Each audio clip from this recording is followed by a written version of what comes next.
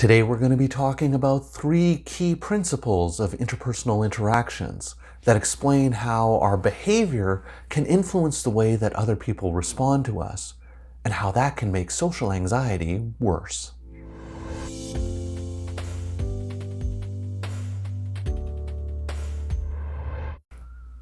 Hi everyone! In today's video, we're going to be talking about something called interpersonal messages and cycles, which are essentially nonverbal ways in which we communicate with other people, sometimes outside of our own awareness, and how these things influence how other people respond to us in turn. This is critical to understand, particularly if you're experiencing difficulties with social anxiety. But before I get into that, just a couple of disclaimers to go over. I'm a registered psychologist in the province of British Columbia, Canada, and this video is for informational purposes only. It is not intended as a substitute or replacement for advice from your doctor or mental health professional. Now, with those things out of the way, let's start talking about interpersonal messages. Now, by way of background, in a previous video, I've talked about the role of safety behaviors in social anxiety, and how safety behaviors can make a person feel even more anxious in social situations, despite the fact that the safety behaviors are intended to make them feel safer. Now, one of the goals in treating social anxiety is to reduce the safety behaviors, which can have 2 main impacts. And the first is personal, in that by dropping these safety behaviors, it can contribute to a person feeling better about themselves, as they feel more spontaneous, less constrained, more free, and less anxious in general. The second benefit of dropping the safety behaviors relates to how other people respond to me without the safety behaviors. Sometimes people may respond to me in the exact same way, indicating that the safety behaviors weren't actually doing anything other than making me feel more anxious. However, sometimes people will actually respond more positively once a person drops the safety behaviors, because the person then appears more open and approachable to other people. This is really important to understand, as it illustrates that our behaviors, including safety behaviors, send interpersonal messages to other people. Even when you think you aren't doing anything, like being quiet, not responding, trying to avoid attention, you're still sending messages to other people. So think about what the messages that those behaviors are sending. Put yourself in the other person's position and how you would interpret those types of behaviors. See, the thing is, other people don't see our underlying concerns, fears, and anxiety. They don't see what's going on inside of us. They only see our behavior. And as a result, other people have to read into the meaning of our behavior and try to interpret how we might be feeling by how we're behaving. And that leads to our discussion about the 3 principles of interpersonal interactions. And the first principle, which I've already kind of alluded to, is that behaviors send messages. People don't see our underlying concerns or anxiety. They only see our behavior. And they have to read or interpret the meaning of our behaviors. To explain this, I want you to imagine 3 different types of social behaviors and the messages that they might give to other people around. In the first scenario, I want you to imagine that I'm sitting in a meeting and I have a look of irritation or anger on my face. I might be aloof, sarcastic, or overly critical in the meeting. What message do those behaviors send?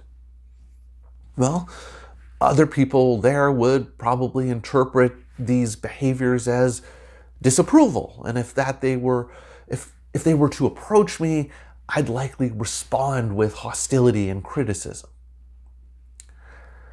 Now, in the second scenario, I want you to imagine that I'm sitting in the meeting and I'm not making eye contact with anyone. I'm keeping off to myself. I have a kind of a poker face, not showing any emotion, not showing any engagement.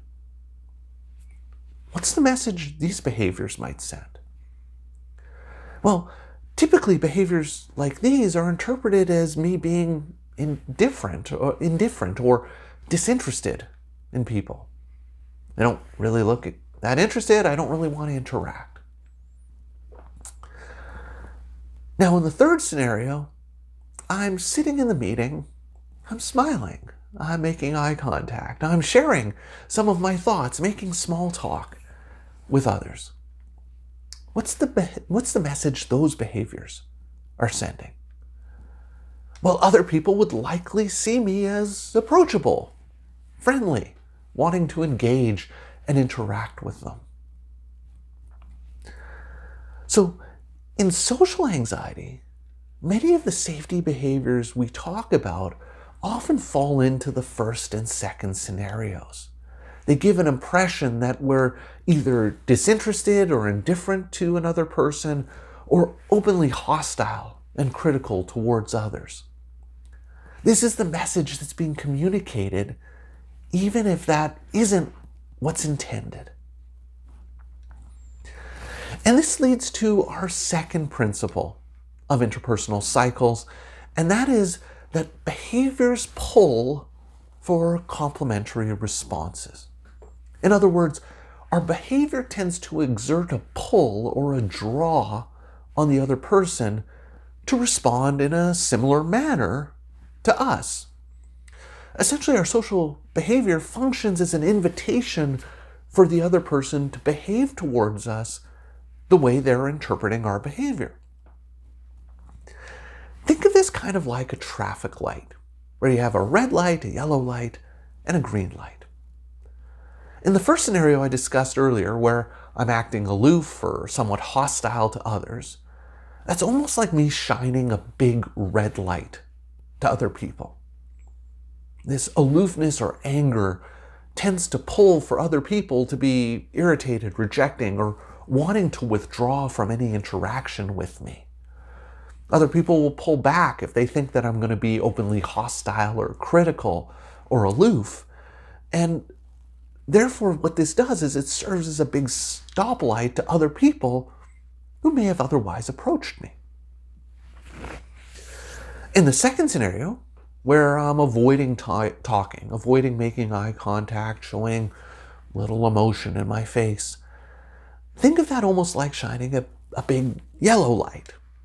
It suggests that I'm detached, disengaged, not interested in interacting, and so other people might not want to approach because they're unsure how I'm going to respond. Therefore, the message that's being interpreted is stop, don't engage, or if you do, approach cautiously. And finally, in that third scenario, where I'm smiling, making eye contact, sharing thoughts openly, interacting with other people, it's almost like I'm shining a big green light to other people. This pattern pulls for warmth and interest and engagement in other people.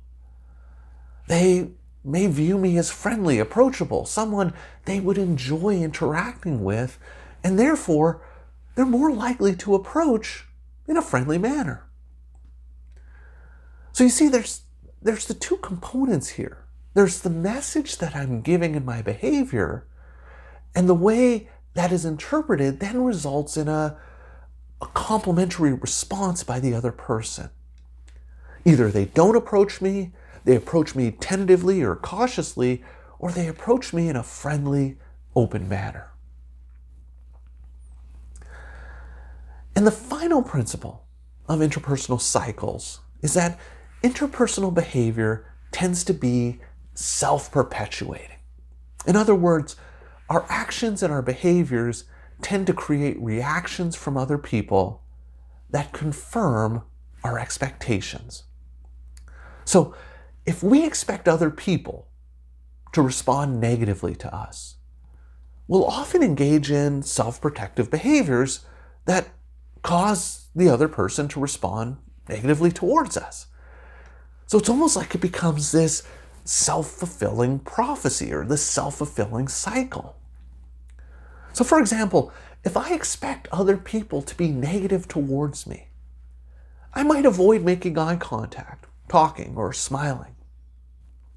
Those behaviors send a message to other people that causes them to disengage and withdraw from me, which reinforces my belief that other people are going to be negative towards me. If I expect other people to be hostile or critical, I might try to protect myself by acting aloof, irritable, or critical myself as a way of preventing them from attacking me. However, these behaviors are likely to produce irritability, criticism, and hostility from other people, which then serves to confirm my expectation that other people are hostile and critical. If I believe that other people will find me uninteresting and will reject me, I might be very careful not to share anything about myself. But what this does is that it sends a message that I don't want to open up about myself. I don't want to deepen our relationship. And that might cause the other person to remain distant, thereby confirming my belief that I'm not interesting and that other people don't want to get to know me. Another common pattern in social anxiety is that sometimes people tend to overcompensate. So for example, if I believe that I'm not interesting or witty enough, I might try overly hard to be friendly or pressure myself to have to say something interesting or witty or snappy or say funny things to try to get people to like me.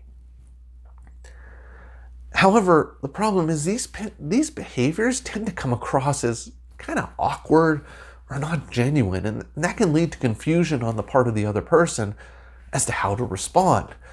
And as a result, they may not laugh at my jokes because they're not exactly sure if I'm joking or not, which then reinforces my fear that I'm not witty or funny enough because they're not laughing. So, I hope that gives you a better understanding and some insights about these complex interpersonal cycles and messages that we communicate to other people sometimes without even knowing it. If this is something that resonates with you, I'd really encourage you to pay attention to the interpersonal messages that you're giving and think about whether your behavior is indicating a red light, a yellow light, and a green light, and how other people may be responding to you depending on the light that you're shining. So I hope that gives you a little bit of a better understanding of the way we communicate and how it influences how people respond to us. I'd love to hear your thoughts and ideas or questions about this, so please leave me some comments in the comments section down below. If you've been enjoying my videos and would like to see more, please hit that subscribe button and notification bell, and you'll be alerted every week when I post a new video.